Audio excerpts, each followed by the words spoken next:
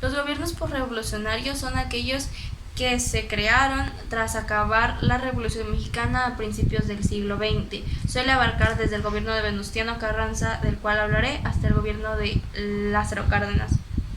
Carranza había sido uno de los líderes de las tropas revolucionarias y fue quien ocupó el poder cuando el gobierno se estabilizó. Dentro de sus logros se encuentra la Constitución del país, promulgada en 1917. En ella se regulan las relaciones laborales, se crea una reforma agraria y otra educativa que estaban adelantadas para su época. Sin embargo, durante su gobierno siguieron produciéndose enfrentamientos entre las diversas facciones revolucionarias. Por un lado, los partidarios de Villa y Zapata, que creían que las leyes habían quedado cortas. Por otro lado, Álvaro Obregón, quien buscaba sucederlo en la presidencia. Él finalmente muere en 1920 a manos de las tropas de Rodolfo Herrero. En el aspecto político, el gobierno carrancista se distinguió por su política nacionalista y latinoamericanista, buscando con ello la aceptación y la demostración de los valores y costumbres propios de los pueblos hermanos, en la búsqueda de una identidad que resultaba distinta a la anglosajona. En política hacendaria, el gobierno carrancista se dedicó a la revisión de operaciones bancarias y a la regulación monetaria. Asimismo, se convierte en civilista porque en un intento de frenar el militarismo, que tenía un gran prestigio en esa época por sus raíces populares. Y la política exterior se enfincó en la tesis de Juárez, que es no permitir la injerencia extranjera en asuntos de soberanía nacional. En el aspecto social, el gobierno carrancista creó la Comisión Agraria y la Secretaría de Agricultura y Fomento, ambas dedicadas al estudio de la repartición agraria. Igualmente se crea la Comisión Regional de Trabajadores Mexicanos. Para ese entonces México ya contaba con varios periódicos como el Excelsior. De corte conservador estaba el Universal, de tendencia civilista estaba el Heraldo de México y del gobierno en función estaba el Demócrata. Para Carranza lo más importante era la obediencia que tenían los habitantes con la Constitución. Decían que era lo principal para que se pudiera restaurar el orden perdido tras la Revolución Mexicana. Su política y filosofía la podemos ver plasmada y expresada en el Acta del Congreso o en el Plan de Guadalupe. Y dentro de las características generales de su gobierno se encuentra que él tomaba mayor importancia a los problemas, ya fueran externos o internos, que tuvieran que ver con México. Igualmente hizo medidas hacendarias para que los pueblos más pequeños salieran beneficiados y creó una escuela militar a favor de toda la población. Aquí podemos ver varios aspectos sociales y políticos, disculpen por el error, que él hizo, aparte de los que ya mencioné en el video. A mí me tocó el tema que es aspectos económicos de la presidencia de Venustiano Carranza y ahora les voy a explicar algunos de ellos. Algunos de ellos eran los daños causados a las vías ferroviarias como consecuencia de las contingentes realizadas para bloquear el transporte enemigo. Otra era la incertidumbre y desorganización ocasionada por los repartos de tierra. La tercera es la inseguridad de exportar materiales y productos a causa de la Primera Guerra Mundial. La cuarta es la escasez de capitales, que se manifestaba a través de fugas de dinero, un cobro de impuestos hacendados y propietarios, así como la falta de una moneda, lo cual animó a diferentes facciones dentro de México a crear su propia moneda. Este fue el tema y gracias.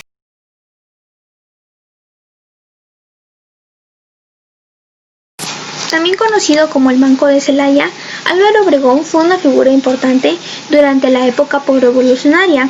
Estuvo a punto de ser presidente durante los 2 periodos y además perdió una de sus manos durante una batalla. El general Álvaro Obregón nació en 1888 en la hacienda de Siquicíba, en Sonora. Su trayectoria política y militar durante la Revolución y después de esta fueron por demás brillantes y determinantes. Sus orígenes modestos como agricultor sonorense no era lleno de una vida de riqueza, inteligencia y energética, por lo que también fue parte de la edificación para conocer al México que hoy conocemos. Álvaro Obregón dio sus inicios en la lucha de 1909 en 1911 al lado de Madero contra Porfirio Díaz, cuando el país vivía sus horas más ciegas. En los primeros movimientos armados y después vendrían enfrentamientos contra el general Pascual Orozco en Chihuahua en 1912, después contra el usurpador Victoriano Huerta un año después, con Francisco Villa y Emiliano Zapata, que no estaban de acuerdo con el ascenso de poder a Carranza, y finalmente se rebela contra Venustiano Carranza en 1920.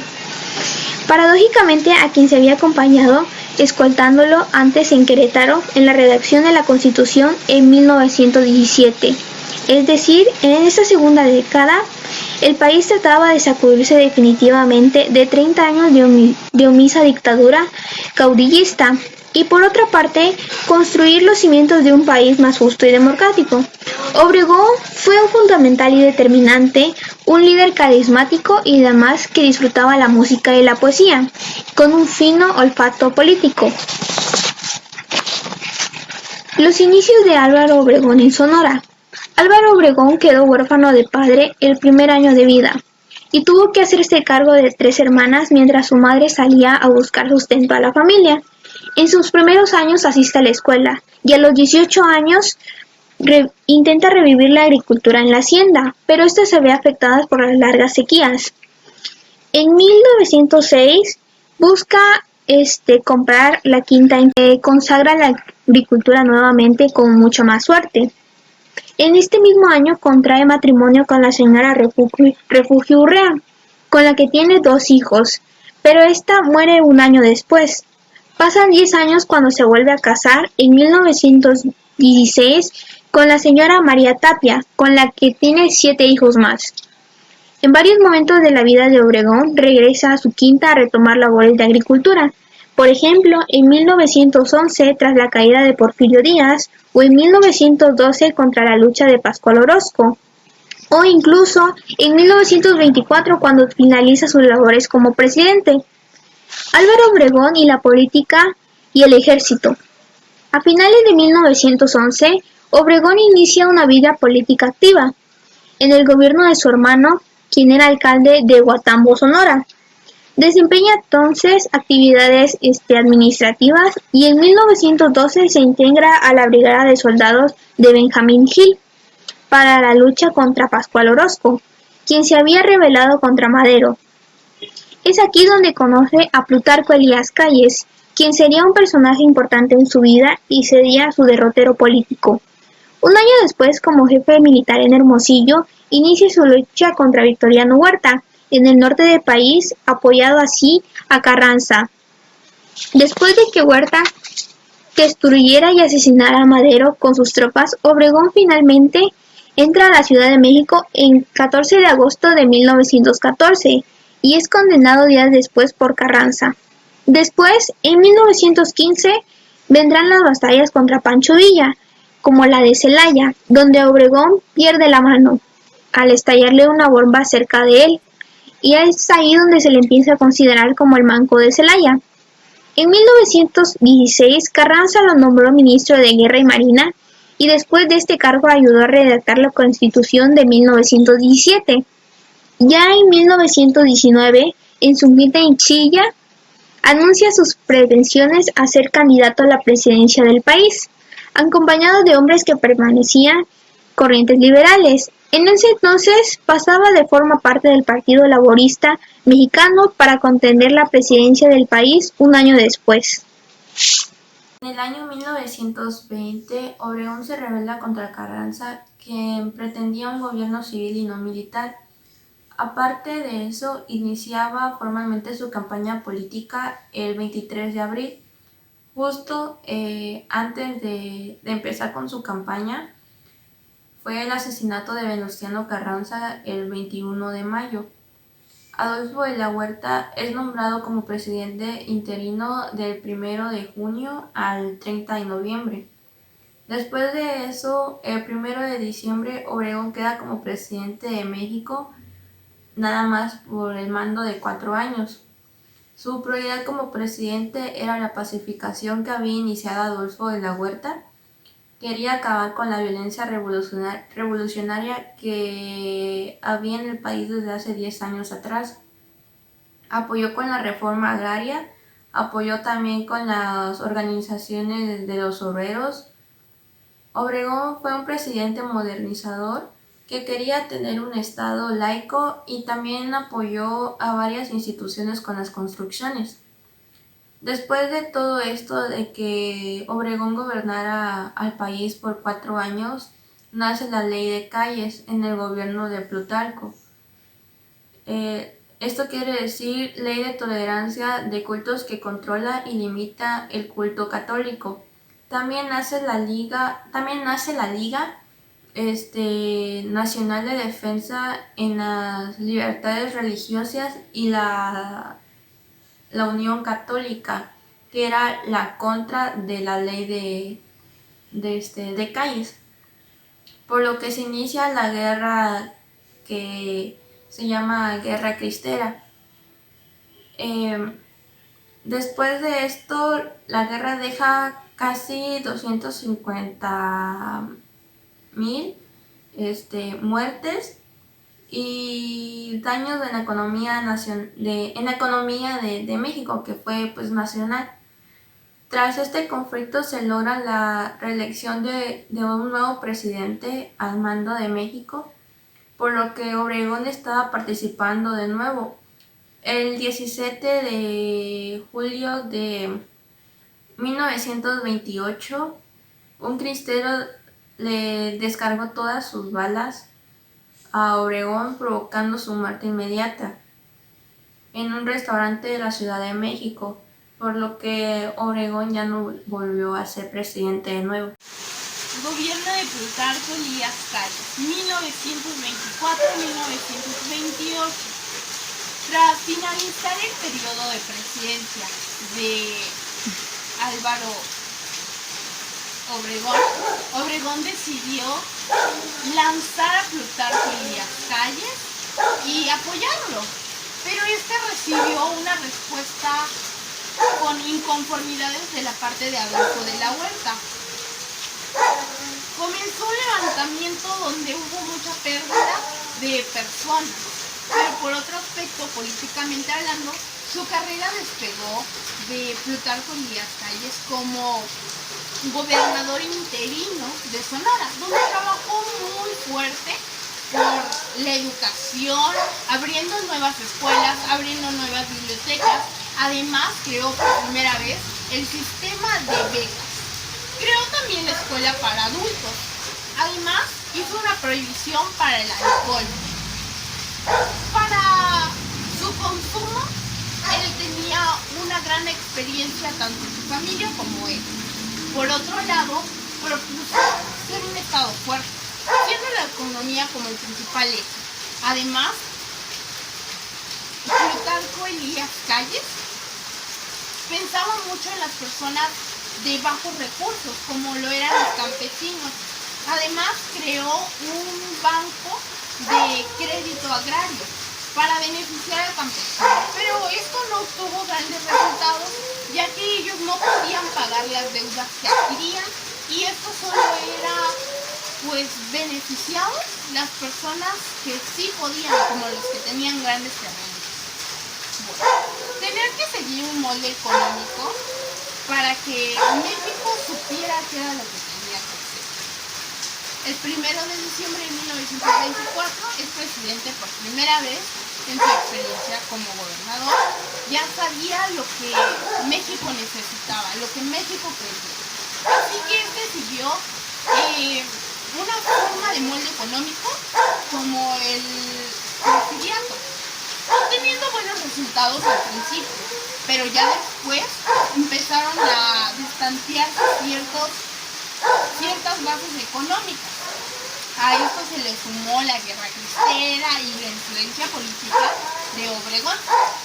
Llegó a tales de reprimir el levantamiento que pretendía desestabilizar al país y modificó también la ley petrolera y regularizar la deuda, porque era tanta la presión que necesitaba de la gente que empezó a modificar ciertas cosas.